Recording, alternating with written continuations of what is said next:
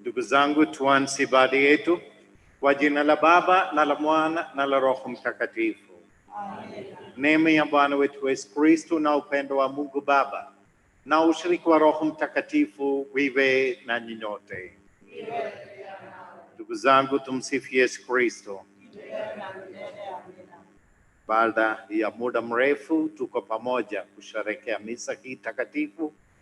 Awali ya kwanza tumshukuru Mwenyezi Mungu aliyetuwezesha kuwa pamoja kushiriki katika ibada yake. Najua ingawa tulikuwa tunahudhuria misa kwa njia ya mitandao mbalimbali, Mungu ametuwezesha kuwa pamoja kimwili, physically together. Kwa pamoja kusali na kushiriki meza ya Bwana ni muhimu sana. Substitutes are always substitutes. Hawezi kuwa original. Na tunapopewa nafasi hiyo, tunapaswa kwa namna ya pekee kumshukuru Mwenyezi Mungu. Vile vile tuendelee kumwomba Mungu wakati wa misa hii takatifu ili atuwezeshe kwa pamoja kama tulivyokuwa katika ibada na katika maisha yetu ya Kikristo.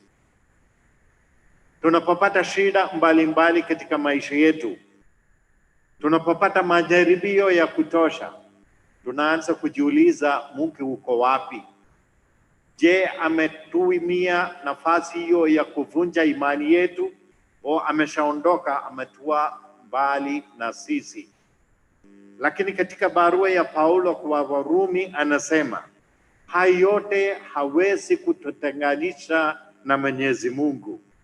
Awe dhiki, awe shida, awe adha, ncha au uchi, hayo yote hawezi kutenganisha upendo wa Mungu katika maisha yetu. Haya ni ishara ya kuthibitisha kwamba Mungu yupo pamoja nasi na yeye atakuwa anazo mipango mbalimbali ya kuunganisha sisi na kustawisha katika imani yetu. Kwa wakati wote tulipomdharau Mwenyezi Mungu, tulipomacha kwa sababu hatujaona uwepo wake, tumombe Mungu msamaha.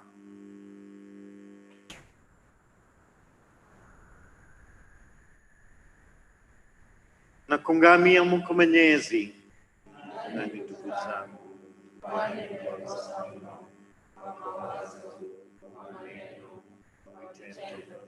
na kutotimiza wajibu,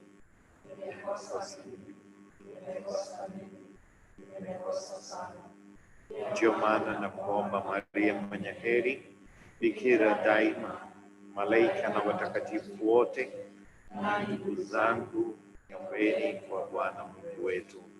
Mungu Mwenyezi atuhurumie, alisamehe dhambi zetu, alifikisha kwenye uzima wa milele.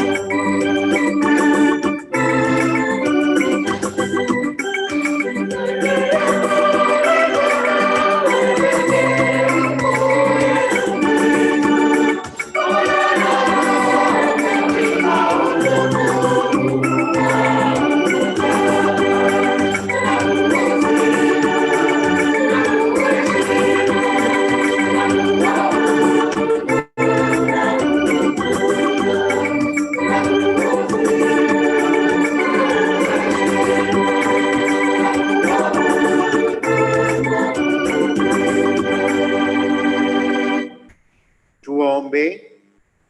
E Bwana, uwe nasi watumishi wako, utukirimie mema yako yasiyo na mwisho sisi tuombao.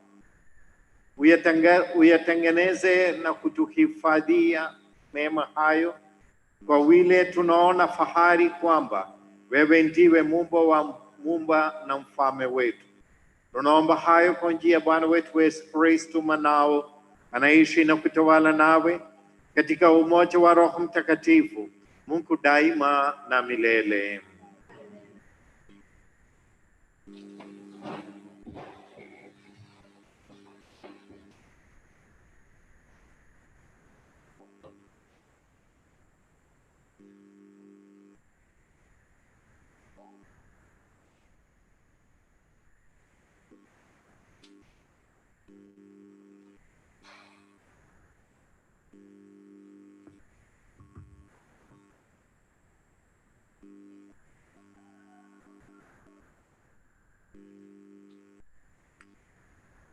Somo la kwanza.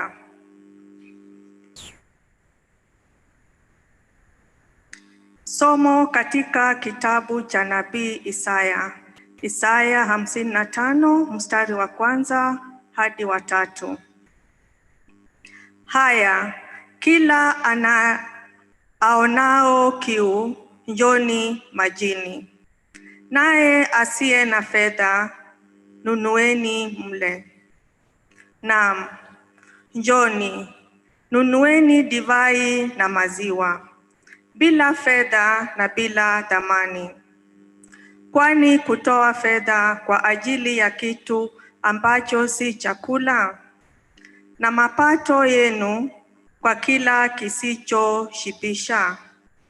Nisikilizeni kwa bidii, mule kilicho chema, na kujifurahisha nafsi zenu kwa unono. Tegeni masikio yenu na kunijia, sikieni na nafsi zenu zitaishi. Nami nitafanya nanyi agano la milele, naam, rehema za Daudi zilizo imara. Neno la Bwana. Wimbo wa katikati. Zaburi 145 mstari wa 8 hadi 9, 15 hadi 18. Kiitikio mstari wa 16. Kiitikio tutasema hivi: waufumbua mkono wako, wakishibisha kila kilicho hai matakwa yake.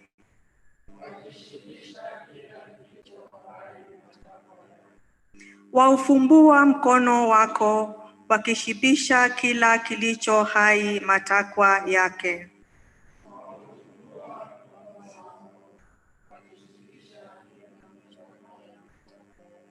Tutaimba hivi: waufumbua mkono wako, wakishibisha kila kilicho hai matakwa yake.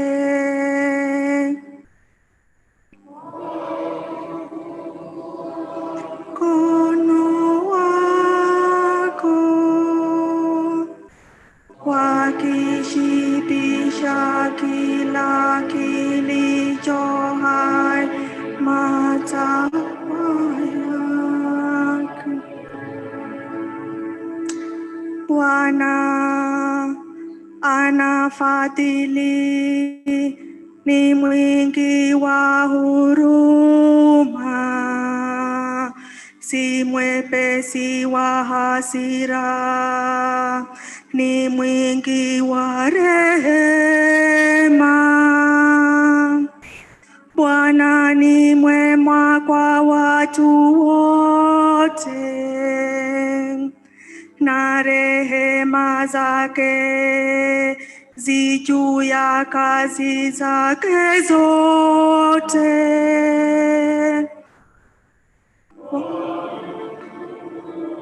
Mkono wako,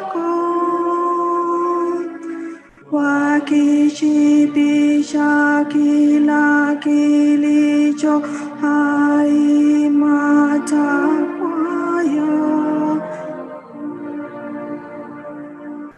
Macho ya watu wote ya kuelekea wewe, nawe huwapa chakula chao wakati wake, waufumbua mkono wako, wakishibisha kilicho hai matakwa yake. Ufumbua mkono wako, wakishibisha kila kilicho hai matakwa yake. Bwana ni mwenye haki katika njia zake zote. Bwana yu karibu na wote wamwitao, wote wamwitao kwa uaminifu, wote wamwitao kwa uaminifu.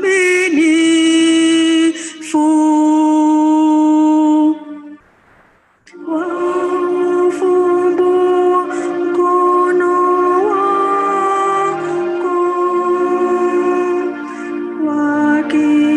wakishibisha kila kilicho hai matakwa yake. Somo la pili. Somo katika waraka wa Mtume Paulo kwa Warumi.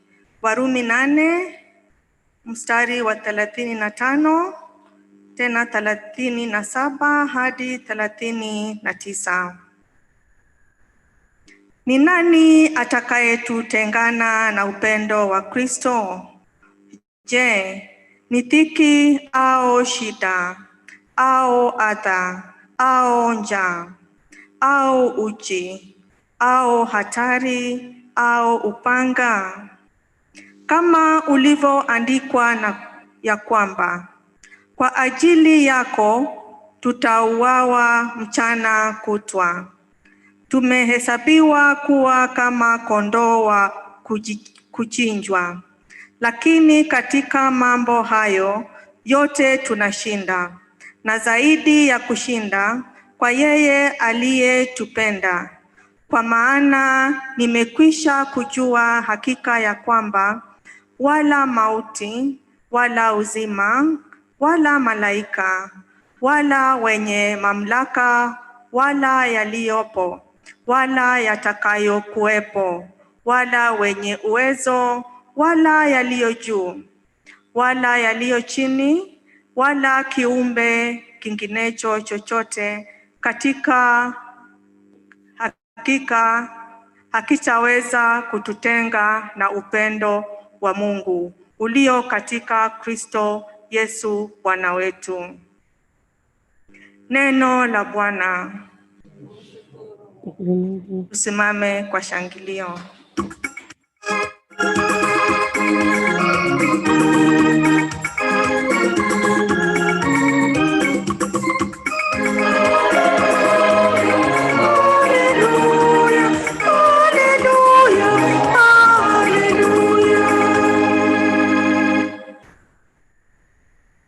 Kondoo wangu waisikia sauti yangu, asema Bwana, nami nawajua nao wanifuata.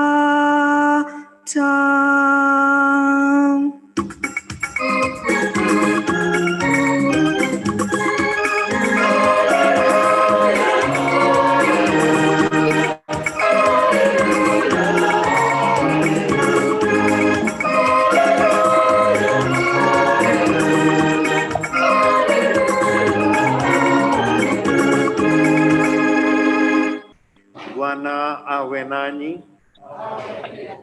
Somo katika Injili ilivyoandikwa na Mathayo.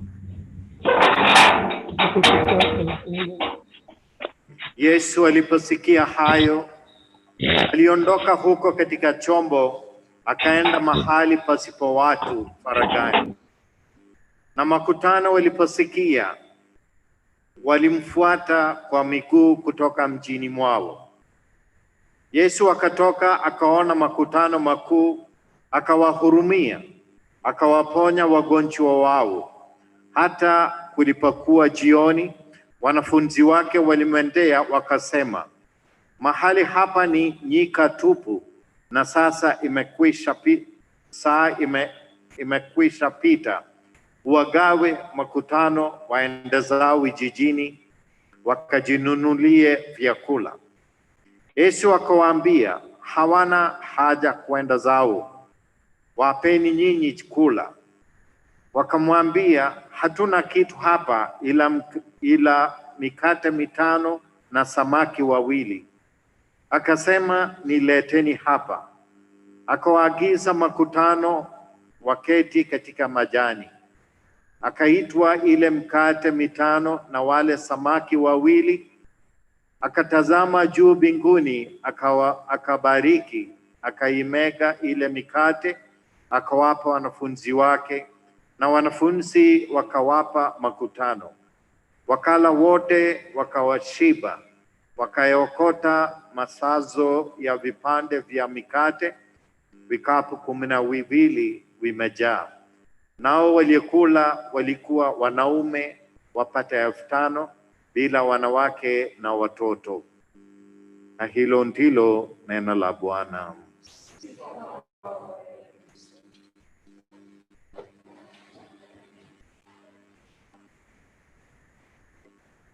Ndugu zangu, masomo yote matatu yanatuambia kwamba Mungu ndio anayeweza kutupatia chakula cha kimwili na kiroho.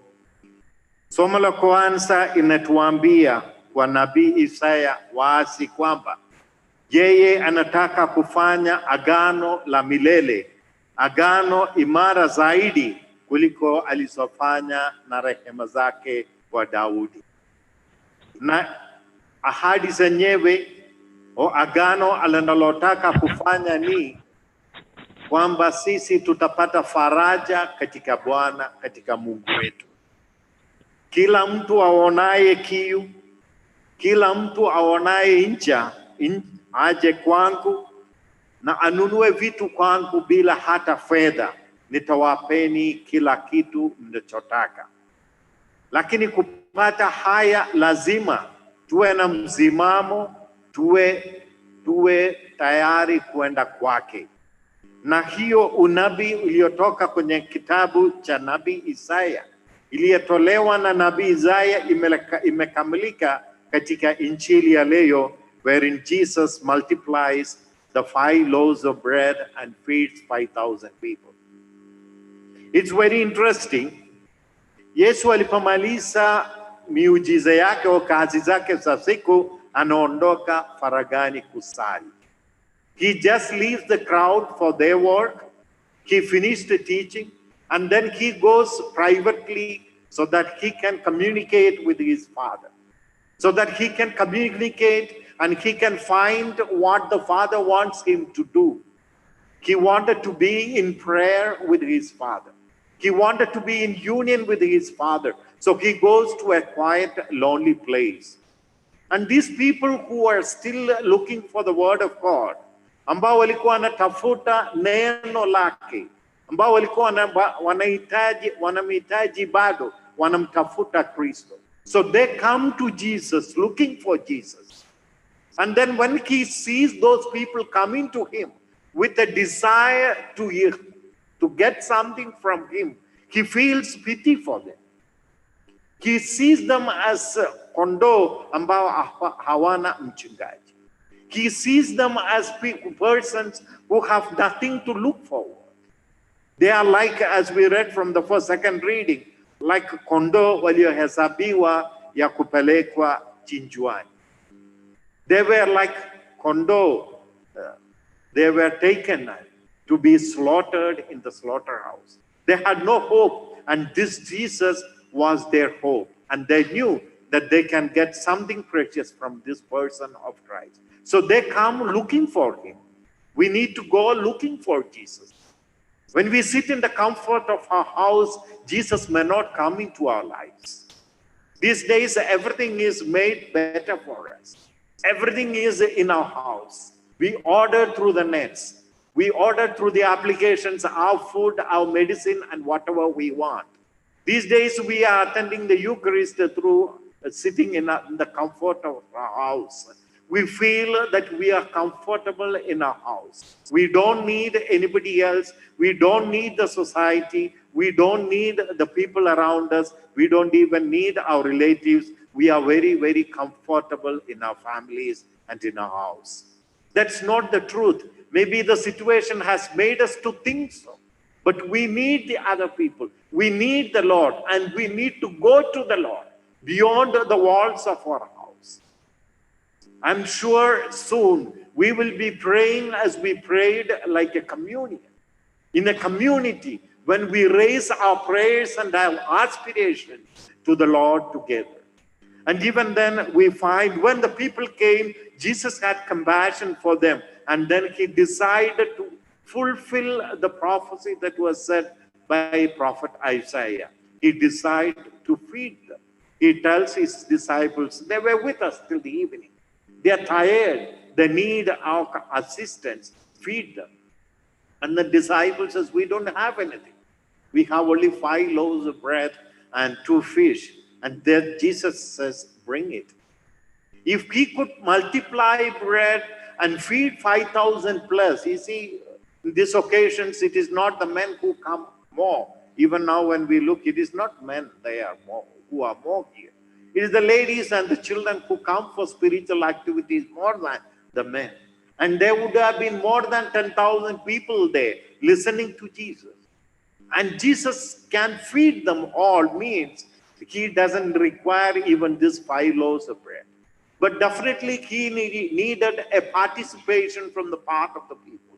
He wanted people to give whatever they have so that he can multiply them.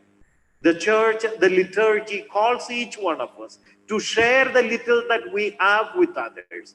And this moment of corona, this moment of pandemic, we need to share the little that we have with others. It is a time to have a thought for our neighbor. It's a time to have a thought for those who are sick and suffering.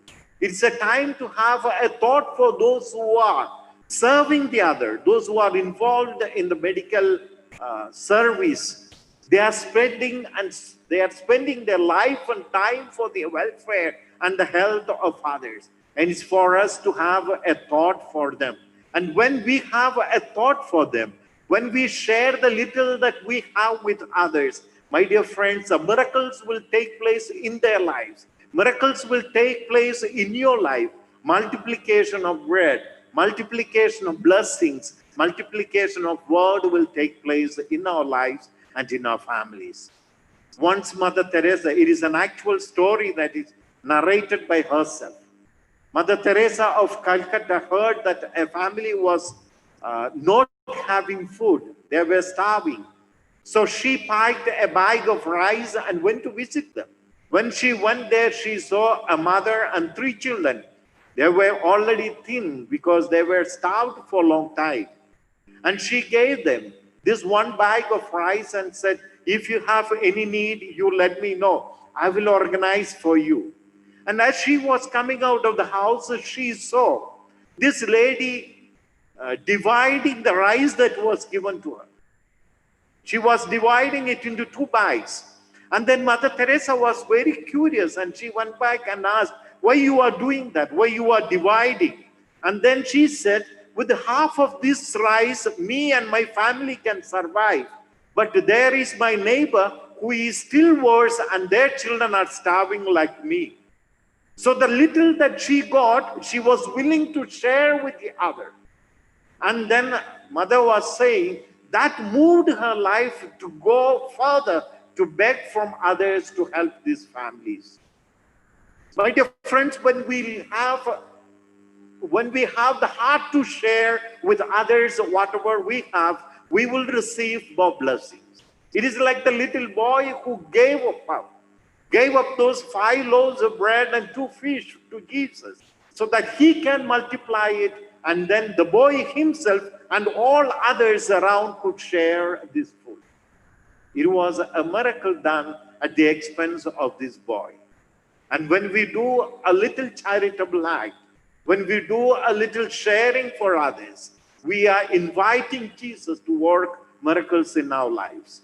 And I think that is the most needed thing for this time. There are hundreds of people who are struggling. Those who came from up countries and who are held up here. Those who find no sense in going back to the up countries. They are really struggling. They are struggling to pay the house rents. They are struggling to find their daily food. They are struggling to meet both ends. We have an opportunity open to us to help others, to extend to others whatever they are in need and whatever the excess that we have. And Lord will work wonders and miracles in our lives. As we continue to pray for all those who are suffering from sickness and the effect of this coronavirus, that the Lord may continue to bless them. And he also moves our heart to extend our generosity to them. In the name of the Father, and of the Son, and of the Holy Spirit.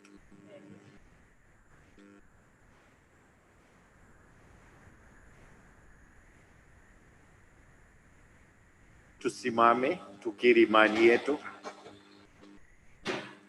Nasadiki kwa Mungu moja,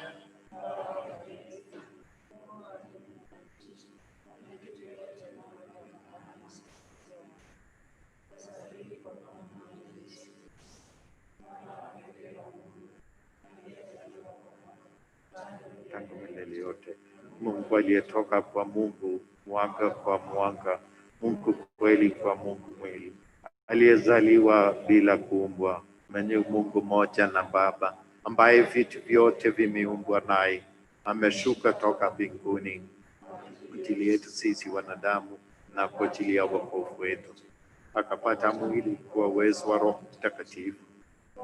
Bikira Maria akawa mwanadamu, akasulubiwa pia kwa ajili yetu sisi, akateswa kwa mamlaka ya Poncio Pilato, akafa, akazikwa, akafufuka siku ya tatu ilivyoandikwa, akapaa mbinguni, amekaa kuume kwa Baba, atakuja tena kwa utukufu wa hukumu wazima na wafu, na ufalme wake hautakuwa na mwisho. Na sadiki kwa Roho Mtakatifu, wanamleta uzima, atokaye kwa Baba na Mwana, aliyeabudiwa na kutakaswa pamoja na Baba na Mwana, aliyenenwa kwa vinywa vya manabii. Na sadiki kwa kanisa moja takatifu Katoliki la mitume, na ungama ubatizo mmoja wa maondoleo ya dhambi, na ngojea na ufufuko wa wafu na uzima wa milele ijayo. Amina.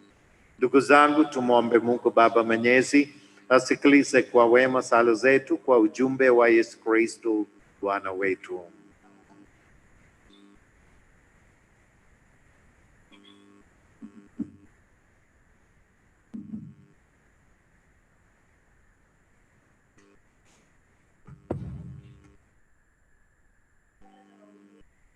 Sala za kuombea kanisa. Ee Bwana Yesu Kristo, mkombozi wetu, kwa mapendo na tamaa yako ya kutaka kulinda vema kanisa lako, ningependa kuombea Baba Mtakatifu Francis, makardinali, maaskofu wakuu, maaskofu, mapadri, mabruda, masista na watu wote waliotukuka. Tunaomba ubariki nia na bidii na wapasa wote katika kazi zao, kuongezea utakatifu, hivyo wakiishi kupata wenyewe utakatifu, waweze kuongoza vizuri watu walio chini ya ulinzi wao katika njia ya utakatifu. Uwajalie neema zote za hali na uwajalie ili waonyeshe kila siku ya maisha yao mfano wa familia ya mapendo na uaminifu katika. Ee Bwana, tunakuomba. Sala ya kuombea miito. Ee Yesu mpole, uliyevumilia mateso makali mpaka kufa kwa ajili ya kutuokoa sisi dhambi, na kuomba utujalie tupate mapadri, mabuda, masista na makatekista wengi walio. Tunawahitaji sana katika parokia zetu, jimbo letu, nchini mwetu na katika kanisa lote. Wajalie vijana wetu, wavulana na wasichana, neema ya kusikia wito wako. Wajalie pia neema ya kuwa wasikivu wakati wa malezi yao katika seminari, katika nyumba za kutawa na mahali popote watakapoishi, nayo waufikie wito wao. Amina. Ee Bwana, tukuomba.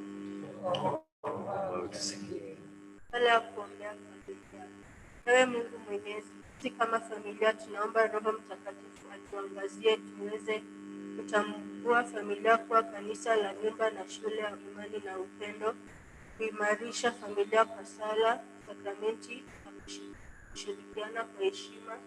Tunakuomba ubariki familia zetu na tujalie hekima ya kushukuru, na mwisho tukaimbe sifa zako pamoja na familia takatifu ya Yesu, Maria na Yosefu na jeshi lote la mbinguni. Ee Bwana, tunakuomba. Sala ya kuombea wagonjwa. Ewe Baba Mwenyezi, mpaji wa maisha na afya, tunakuomba uangalie kwa rehema wagonjwa wote, hasa wao wanaotatua maombi yetu, ili kwa baraka yako juu yao na juu ya wao wa watumikiao, ikiwa mapenzi yako warudishiwe afya yao ya roho, nao wakutolee shukrani katika kanisa lako takatifu. Ee Bwana, tunakuomba. Sala ya kuombea marehemu. Ee Mungu mwenye nguvu na huruma, umefanya kifo kiwe mlango wa kuingia uzima wa milele. Watazame kwa huruma ndugu zetu marehemu, wafanye wawe pamoja na mwanao kwa mateso na kifo, ili wakiwa wamefunikwa na damu ya Kristo waweze kuja mbele zako wakiwa huru kutoka katika dhambi. Ee Bwana, tunakuomba. E Mungu uliye makimbilio na nguvu yetu, uliye asili ya wema wote, usikilize sala za kanisa lako, ulijalie ili hayo tunaomba kwa imani tuyapate kweli.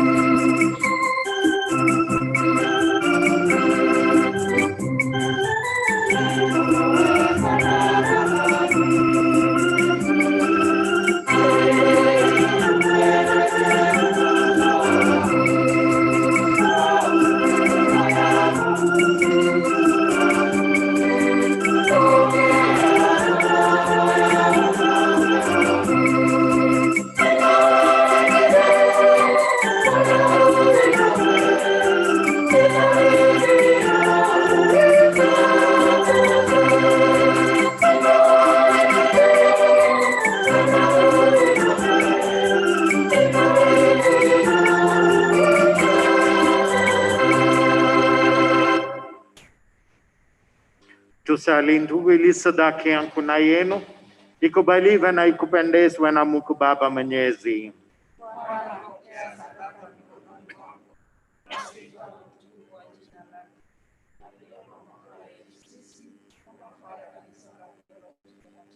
E Bwana, tafadhali usitakatifuze dhabihu hizi kwa wema wako, uikubali sadaka hii ya roho zetu na kutufanya sisi wenyewe tuwe kwako sadaka ya milele. Tunaomba hayo kwa njia ya Kristo Bwana wetu. Bwana awe nanyi. Inueni mioyo. Tumshukuru Bwana Mungu wetu. Kweli ni vema na haki tukushukuru daima na popote. E Bwana Baba mema, Mungu Mwenyezi wa milele, kwa njia ya Kristo Bwana wetu. Yeye alikubali kuzaliwa na bikira kwa sababu ya kuwahurumia watu makosa yao. Alituokoa katika mauti ya milele kwa mateso yake msalabani, akatupatia maisha yasiyo na mwisho kwa ufufuko wake.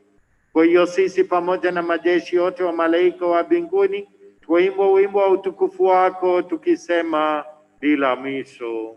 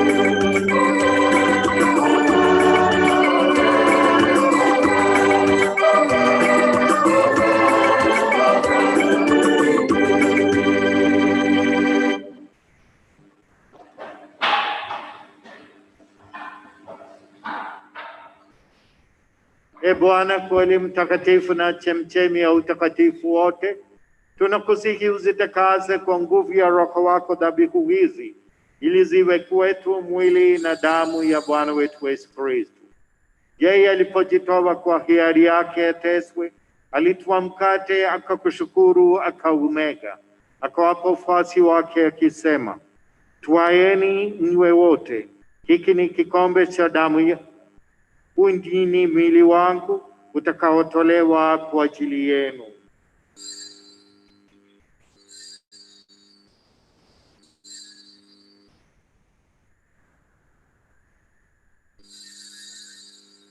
Vivyo hivyo baada ya kula akatwaa kikombe, akakushukuru tena kwa wafuasi wake akisema, twaeni mnywe wote, hiki ni kikombe cha damu yangu, damu ya agano jipya la milele, itakayomwagika kwa ajili yenu na kwa ajili ya wengi kwa maondoleo ya dhambi. Fanyeni hivi kwa kunikumbuka mimi.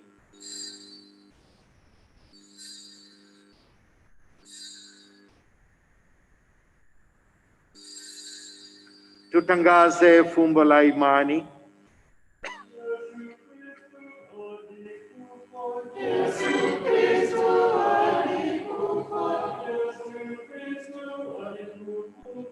Yesu Kristo atakuja kwetu tena. Yesu Kristo atakuja kwetu tena. Kwa hiyo Bwana, tunapokumbuka kufa na kufufuka kwake mwanao, tunakutolea mkate wa uzima na kikombe cha wokovu. Tunakushukuru kwa kuwa umetujalia tusimame mbele yako na kukutumikia. Tunaomba kwa unyenyekevu Roho Mtakatifu atufanye tuwe jamaa moja, sisi tunaoshiriki mwili na damu ya Kristo.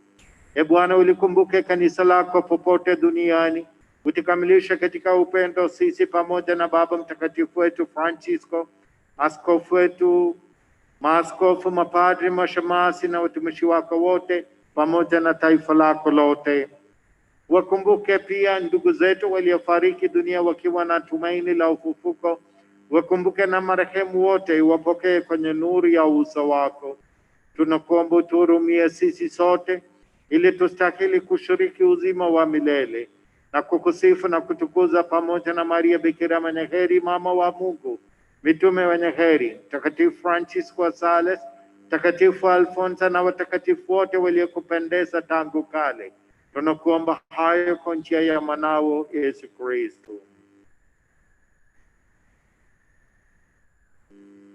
Kwa njia yake, pamoja naye na ndani yake, wewe Mungu Baba Mwenyezi, katika umoja wa Roho Mtakatifu, unapata heshima na utukufu wote daima na milele. Ndugu zangu, sasa tusali kwa imani ile sala aliyotufundisha Bwana wetu. Tunaposali ile sala, tuwakumbuke wale wote walioshindwa kufika katika ibada hii takatifu. Tuwakumbuke wagonjwa wote, kwa hasa walionazwa na ugonjwa huo wa corona, na tuwakumbuke marehemu wote waliofariki na ugonjwa huo, na wale wengine wanawahudumia wagonjwa hawa wa coronavirus. Baba yetu uliye mbinguni, Jina lako litukuzwe, ufalme wako ufike, utakalo lifanyike duniani kama mbinguni. Utupe leo mkate wetu wa kila siku. Tusamehe makosa yetu kama tunavyosamehe na sisi waliotukosea, usitutie katika vishawishi, lakini tuokoe. E Bwana, tunakuomba utuopoe katika maovu yote, utujalie kwa wema amani maishani mwetu. Utuepushe daima na dhambi kwa huruma yako, tusifadhaishwe na jambo lolote. Tungoje kwa matumaini kurudi kwake mkombozi wetu Yesu Kristo.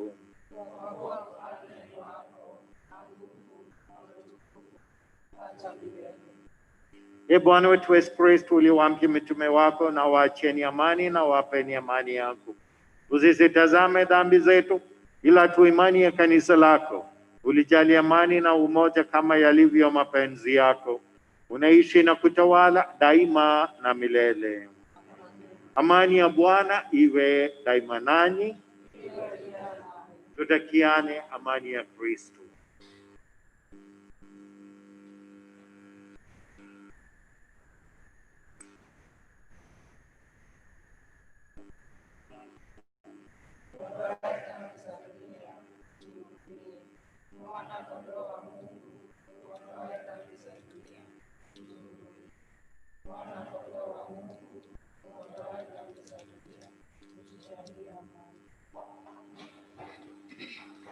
Tazameni, huyu ndiye mwana kondoo wa Mungu aondoaye dhambi za dunia.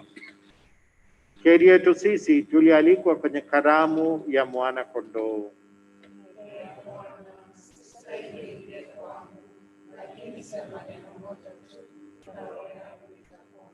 Mwili na damu ya Kristo tulinde tupate uzima wa milele.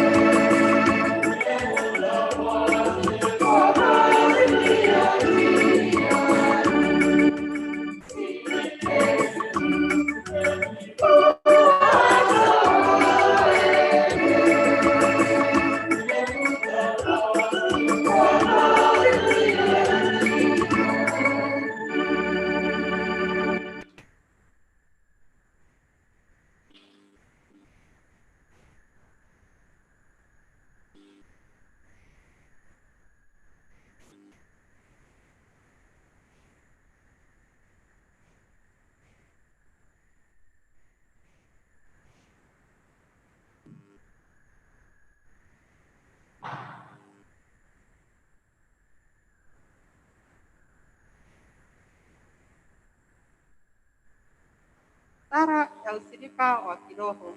Yesu wangu, ninaamini kuwa uko katika sakramenti takatifu ya Ekaristi. Ninakupenda zaidi ya vitu vyote.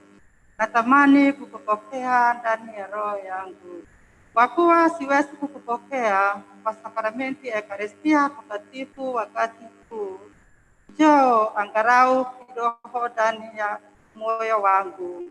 Ewe Yesu, ninakukumbatia kwa ishara ya kuwa uko nami. Ninajiunganisha kikamilifu kwako. Kamwe usiruhusu nitengane nawe. Amina. Atukuzwe Baba, Mwana na Roho kama mwanzo na sasa na siku zote na milele na milele.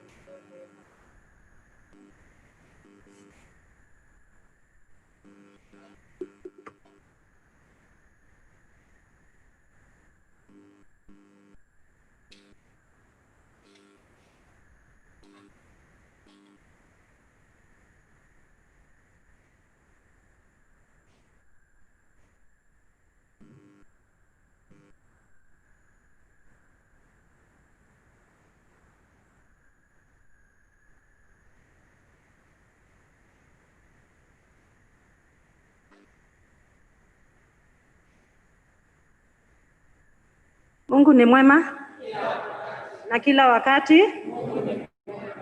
Kweli kabisa, Mungu ni mwema, ametujalia neema zake tukaweza kukusanyika hapa na wale wako nyumbani ili kumshukuru. Kwanza kabisa tunamshukuru padri wetu Sami kwa kuwa ametufanyia misa siku ya leo na mahubiri mema ambayo ametupatia. Tushangilie kidogo. Tunamshukuru pia katekista wetu Bwana Kibet, kwaya yetu, wa Kristu wa Mtakatifu Tomaso kwa kuhudumia misa siku ya leo. Pia tunamshukuru Bwana John Musila na Bwana Henry kwa kutuunganisha kwa kupitia mtandao wa Zoom kwa wale wako nyumbani ambao wanafuatilia misa hii. Sina matangazo mengi, ni kuwakumbusha ya kwamba wakati huu ni msimu wa mchango wa diocese collection, na tuna kila Mkristo, kila familia inachanga 8,000, na siku ya harambee ya diocese itakuwa tarehe 28 huko Machakos. Kwa hivyo tunawauliza Wakristo wote waweze kuchangia katika huyo mchango. Tunaweza kulipa kupitia kwa mtandao wa paybill number ya kanisa. Iko hapo kwa screen. Tunaweza kwenda kwa M-Pesa, paybill number 400,222, account number 310159#, then unaweka jina, then unaweka sababu ya kulipa mchango huo ni parish kama diocese, then uweke amount alafu utume. Kama hatutaweza kutumia hiyo procedure, tunaweza kulipa kupitia kwa katibu wa jumuiya, alafu ataweza kukusanya na kusubmit kwa the church treasurer. Misa katika wiki ijayo zitahudumiwa na jumuiya ambazo zinafuata hapo. On Wednesday, the virtual mass will be admitted by St. Mother Teresa, and on Sunday ni shirika la wanawake CWA ambalo litaweza kuhudumia misa. Kama mnavyojua, wakati huu wa corona, kamati ilikuwa imegawanya jumuiya 4 kila Jumapili tuweze kuhudhuria misa. Zenye zitaweza kuhudhuria misa wiki ijayo ni Mtakatifu Charles Lwanga, St. Gabriel, St. Jude and St. Faustina. So for the ladies who will be admitting mass, they can join those jumuias in attending mass next Sunday.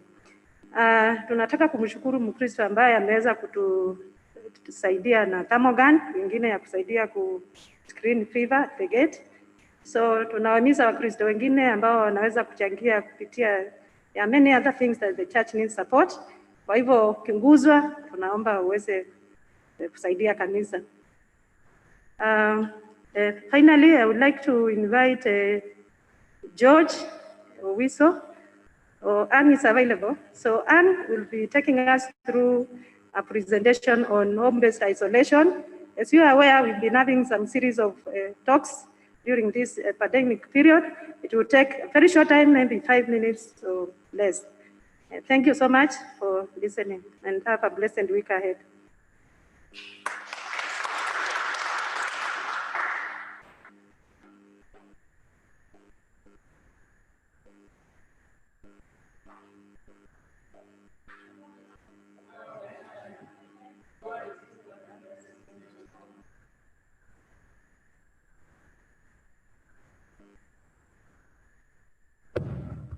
Okay, for those who do not know me, my name is Magdalene Joki.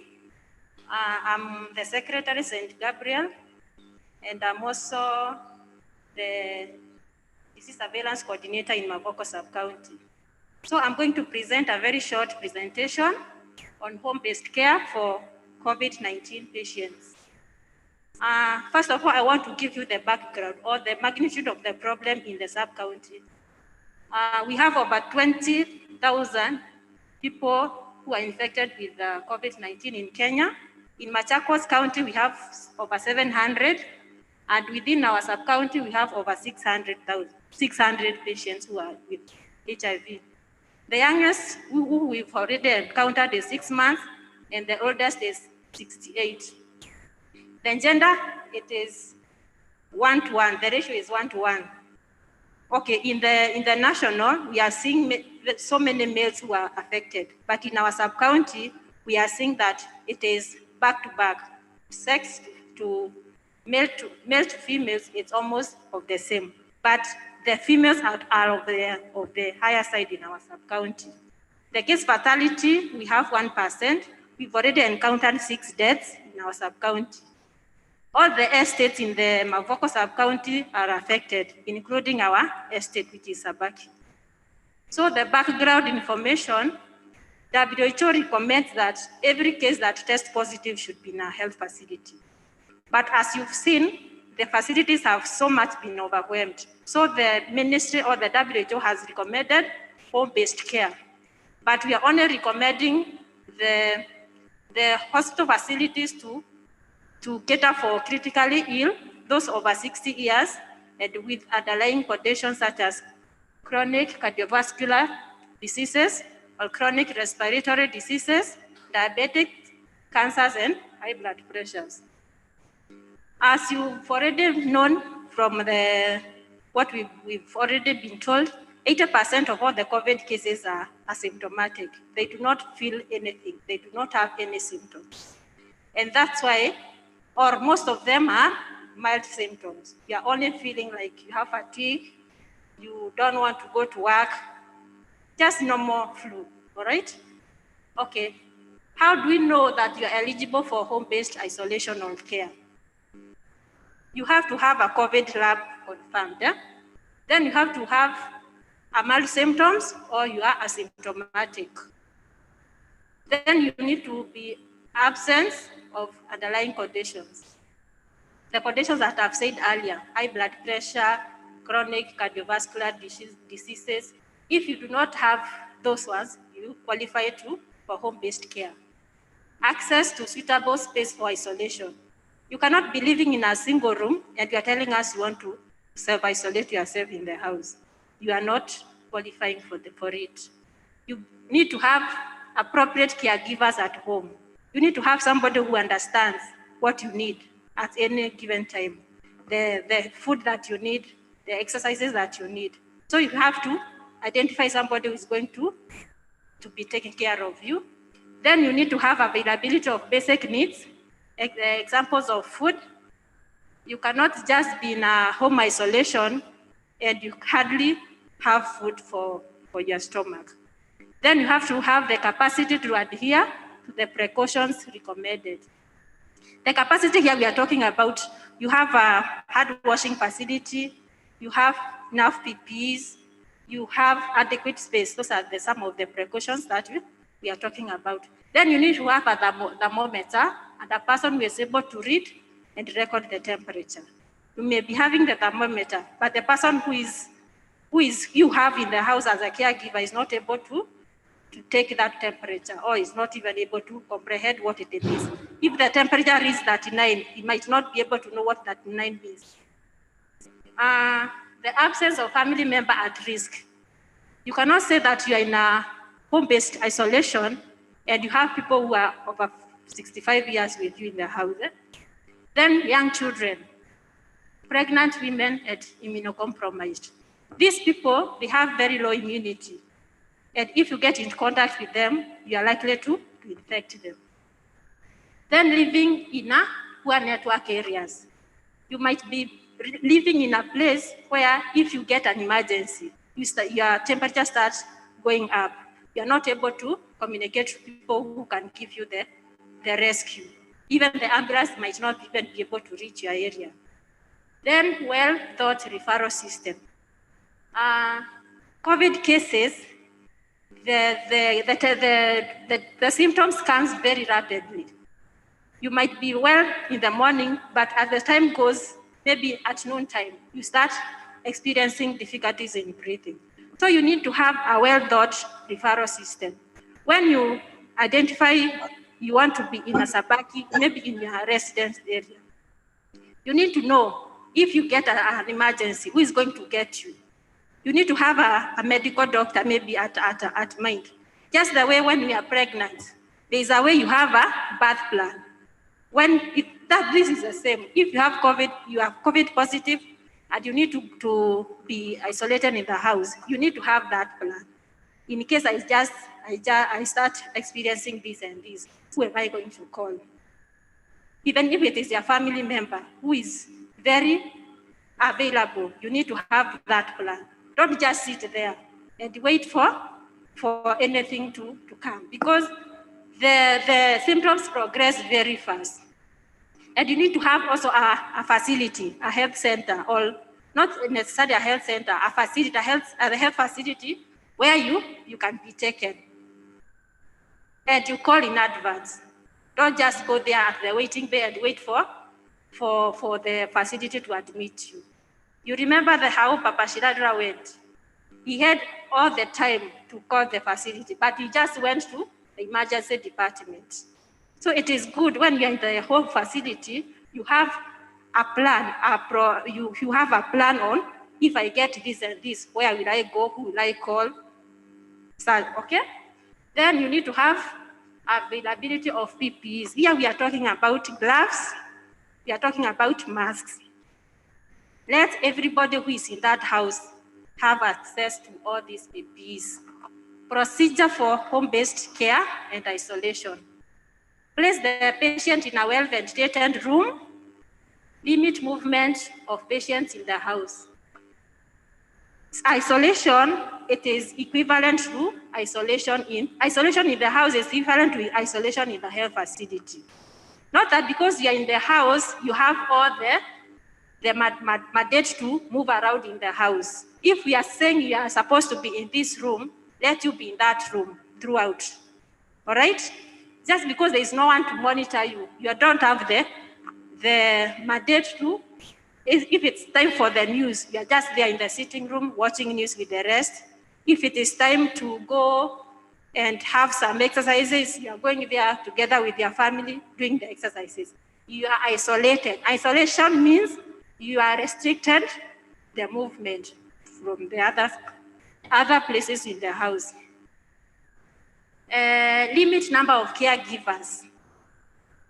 The caregivers, we need to identify one person who understands you and who understands what you need at what time. So we want to limit the caregivers. Don't allow everybody to come and take care of you, including now the small children, your wife. If you have to identify one person, let us identify only that one person. We want to limit the people that are interacting with you. No visitors is allowed inside the isolation room. Perform hand hygiene after any contact with the patient or his environment. Use PPEs, face masks and gloves. Proper disposal of and disinfection of contaminated materials. If you use the tissue, if you use the gloves, if you use the mask, those ones we term them as contaminated. So you need to dispose them very effectively so that they cannot infect other people in the house. Avoid direct contact with body fluids and oral or respiratory secretions. Use dedicated linen and utensils for patients and disinfect them with 0.5% chlorine. Disinfect frequently touched surfaces by use of chlorine. These are like doorknobs. If they go to the toilets, we are supposed to disinfect those areas frequently. Then you need to isolate at least 14 days. Why we are recommending the 14 days? The disease incubation period is between 2 to 14 days. So after the 14 days, we are sure that you've already shed those viruses from your body. Then refer the patient if the case develops symptoms and becomes critically ill. Don't remain with a patient who has started experiencing symptoms and there before they didn't have. You do not know what is happening inside the body, all right? Then when to end home-based isolation and care. For the symptomatic cases, the people that have been having symptoms or they have mild symptoms, after the 14 days have elapsed, see the first symptoms, you need now to discharge these people from the isolation. Then for the asymptomatic cases, 14 days with no COVID symptoms, and for you to discharge somebody, they have to have 2 consecutive negative results.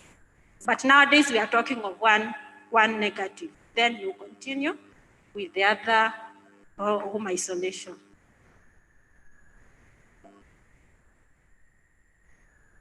Next. This is a point to note. It is important to have a COVID test for everyone, even if you're not feeling sick. Why you need to get tested, it's for your own good and good for your family and for good for those people you are living with. Because most of us, we say that 80% of us are not feeling anything. They are not presenting with any symptoms. But it doesn't mean if you're not presenting with symptoms, you are not infecting your neighbor. You continue infecting other people. So it is good to have a COVID test so that you can be able to plan yourself. Imagine if I was positive and I didn't know. I live with like 5 people in the family. I infect over all of them. I do not know if the way the viruses take over my body is not the way it is going to take over my child's body. So it's good to have a COVID certificate, either positive or negative, so that you'll be able to know how to plan yourself. Individual effort in prevention of infection is paramount. This one we've already been preached every now and then. It is not a government thing anymore. It is I. So you have to protect yourself as you protect your neighbor, all right? Then stigmatization is a backward effort towards fighting COVID-19. Kindly don't stigmatize anybody who is COVID-19 positive. It is not a death sentence. People are recovering. And if you know somebody who is COVID-19 positive, kindly care for them, love them. They need you. You know, once you stigmatize myself, I might not be able to come out in the open. And we say it is better a positive you know than so many negatives that you do not know. All right? Thank you so much for your attention.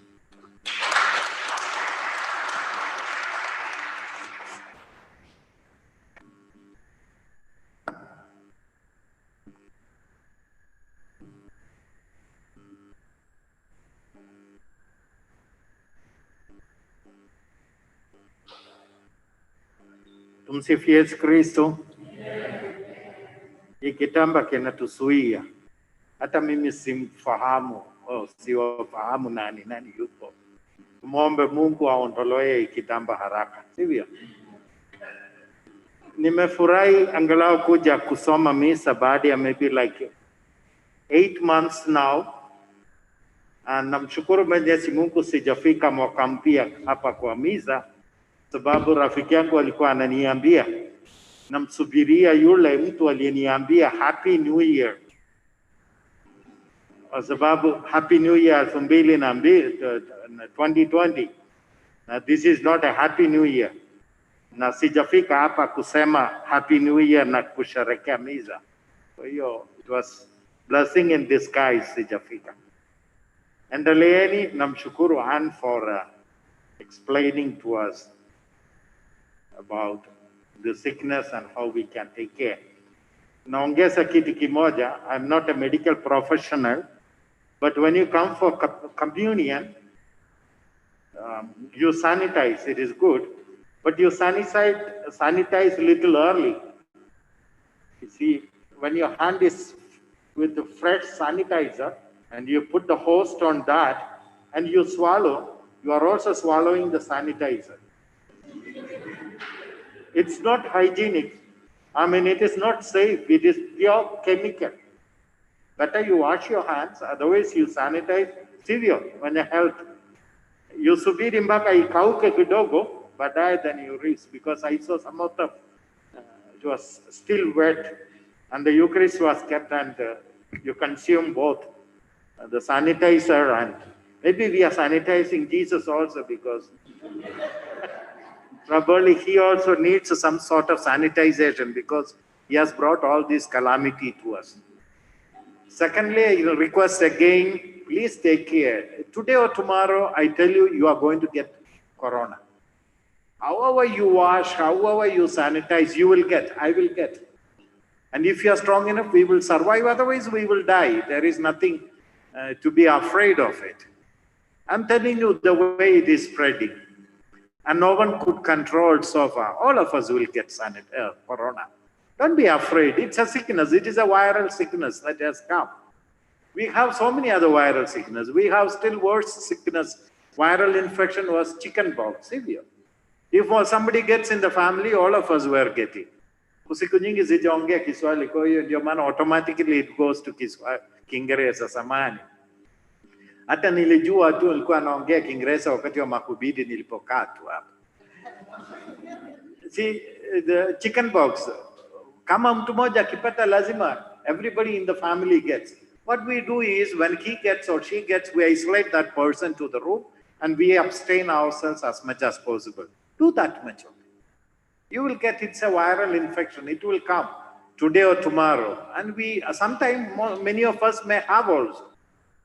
But if you are not very weak, it's not going to affect. It will come and it will go. That's my faith, and that is the truth. And if you are very weak, you will have all these symptoms. But still you will be able to survive. But if you are very, very weak and you cannot fight with this virus, you will die, and we will pray for you. Don't worry. But because of that, somebody got this one, you should not isolate. You see, when Ukimi came, AIDS came, we said it's a viral sickness and we were looking at that person badly. You are not going to the church with that person to him isolate. Severe. Severe.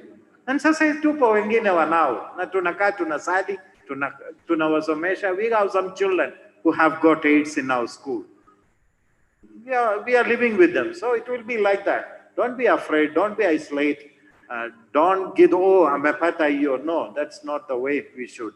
They are our brothers and sisters. Even if they get, bahati mbaya amepata, bahati nzuri sijapata. Or bahati mbaya amepata all the symptoms and I do not get. That's all. Tumshukuru Mungu. But whatever help that we can do to them, please do, so that kama tunakufa pamoja, kama tunaishi pamoja. Don't worry.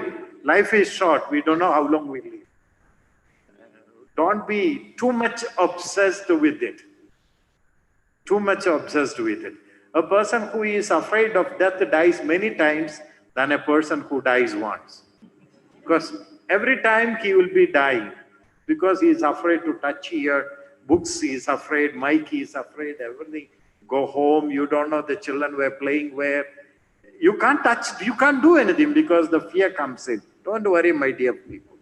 Pray, take care of yourself, do good to others. When our time comes, we'll go. Otherwise, next year, January, tutasema, Happy New Year again. Sivyo? Tusimame.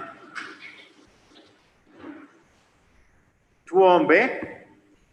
E Bwana, utulinde daima na popote sisi uliotutia nguvu kwa chakula cha mbinguni. Utufadhili siku zote ili tustahili ukombozi wa milele. Tunaomba hayo kwa njia ya Kristo Bwana wetu. Bwana awe nanyi. Aubariki Mungu Mwenyezi, Baba, Mwana na Roho Mtakatifu. Nendeni na amani ya Kristo.